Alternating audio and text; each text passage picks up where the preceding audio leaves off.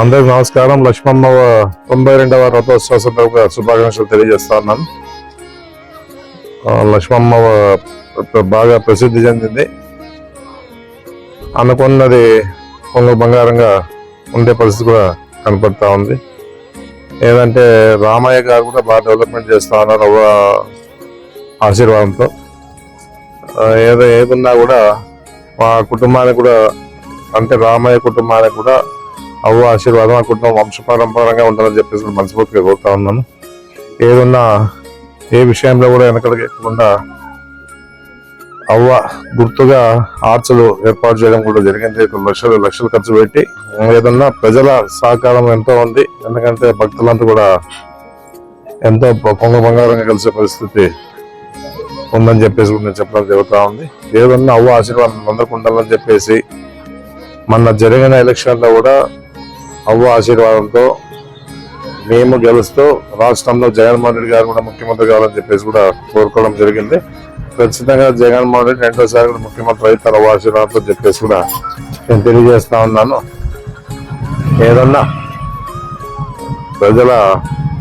మా నియోజకవర్గ ప్రజలందరూ కాకుండా భక్తాదులందరూ కూడా అవ్వ ఆశీర్వాదం ఎల్లప్పుడూ ఉండాలని చెప్పేసి, ఆ కుటుంబాలు కూడా బాగుండాలని చెప్పేసి, ఎవరైతే భక్తితో కొలుస్తారో వాళ్ళందరూ కూడా అవ్వ ఖచ్చితంగా ఆశీర్వాదం ఉంటుందని చెప్పేసి కూడా నేను తెలియజేస్తాను.